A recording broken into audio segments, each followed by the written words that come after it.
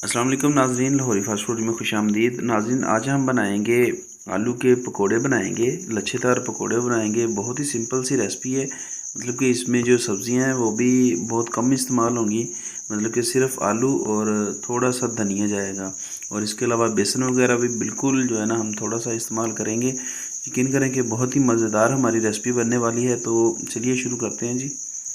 आलू के लच्छा पकौड़ा बनाने के लिए हमने जो है ना यहाँ पे दो दो आलू लिए हैं। इन्हें अच्छे से धो लिया, साफ़ कर लिया और इसके छिलके वगैरह उतार लिए। ये देखिए बिल्कुल जो है ना साफ़ सुथरे हैं। अब हमने करना क्या है कि खुला हमने बर्तन लेना है। जैसे कि मेरे पास परात है, इसमें आपने पानी डाल लेना है पहले, और जो है ना एक कद्दूकश ले लेना है। कद्दूकश की मदद से आपने इसके जो है ना स्लाइसिस बना लेने हैं। इस तरह के आपने एक कद्दूकश लेना है।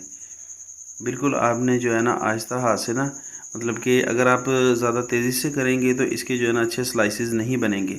ये देखिए जी, आपने इस तरह से अगर आराम आराम से इसे बनाएंगे तो इसके जो है ना स्लाइसेस बड़े अच्छे से बनते जाएंगे।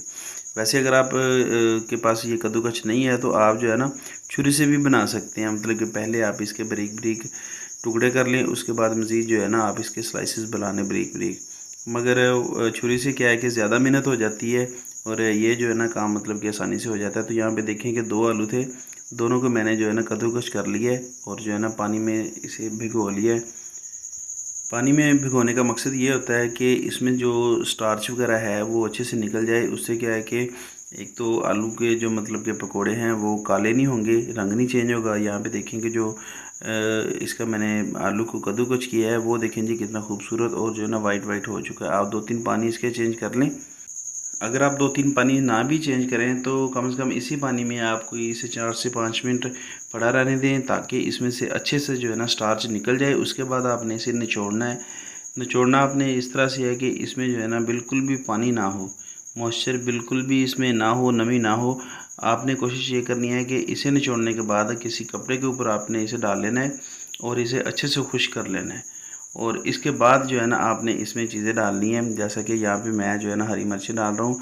4 छोटी साइज़ की मैंने सब्ज़ मिर्चें ली हैं, और ये थोड़ा सा धनिया सब्ज़, इसे मैंने बारीक काट ली है। और स्पाइसेस में जाएगी जी कुटी हुई मिर्च 1 चम्मच मैंने डाली है, और 1 चम्मच जो है ना पिसी हुई, और आधा चम्मच हल्दी है। और ये मैं चम्मच छोटा इस्तेमाल कर रहा हूँ, मतलब कि जो चाय वाला चम्मच होता है। और हस्बे ज़रूरत आपने नमक डाल लेना है। और ये है पिसा हुआ धनिया, ये दरदरा सा पिसा हुआ 1 चम्मच ये है। और दरदरा पिसा हुआ आपने आधा चम्मच इसमें ज़ीरा डालना है, और थोड़ा सा जो है ना गरम मसाला आप डाल लें।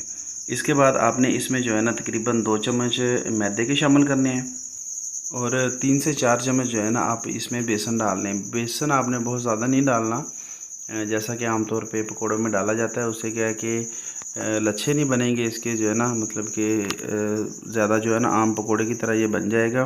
तो हमने इसकी जो है ना कोशिश करना है कि लच्छे बनाने हैं। और इसमें जब आपने इन मसालों को मिक्स करना है तो पानी नहीं आपने इसमें डालना बिल्कुल भी, क्योंकि जितना मर्ज़ी आप खुश कर लें, जो आलू होते हैं उनमें थोड़ा बहुत मॉइस्चर रह जाता है। तो उसी से जो है ना हमारे जो मसाले हैं वो मतलब कि हल हो जाएंगे, मिक्स हो जाएंगे। तो यहाँ पे मैंने जो है ना ऑयल को गर्म होने के लिए रख दिया था। ऑयल जो है ना गर्म हो चुका है, बहुत ज़्यादा गर्म नहीं है। मतलब कि जो है ना तकरीबन इसका जो है ना 140 से 150 तक जो है ना टेम्परेचर होना चाहिए ऑयल का, जिसमें आप जो है ना अपने पकोड़े फ्राई करें, ताकि ये अंदर तक जो है ना पक जाएँ। ये ना कि ऊपर से पकें और अंदर से जो है ना कच्चे रह जाएँ। तो आपने इस तरह से जो है ना थोड़ा थोड़ा बैटर उठाना है, और इसे जो है ना आपने घी में डालते जाना है।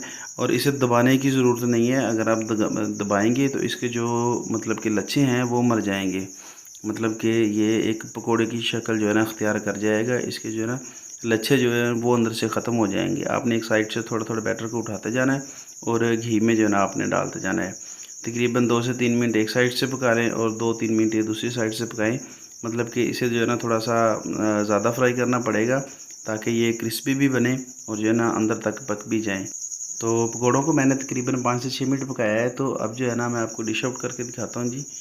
ये देखिए कितने ज़बरदस्त बने हैं, बहुत ही ज़्यादा मतलब कि जो है ना ये क्रिस्पी और मज़ेदार। और ये देखिए कि ये अंदर तक जो है ना पके हुए हैं। तो उम्मीद है कि आज की जो रेसिपी है वो पसंद आई होगी आपको। अगर वीडियो पसंद आई हो तो वीडियो को लाइक कर दें, और अगर चैनल पे नए हैं तो चैनल को भी सब्सक्राइब करें। मिलते हैं बहुत जल्द एक नई वीडियो में एक नई रेसिपी के साथ। तब तक के लिए हमें दें इजाज़त।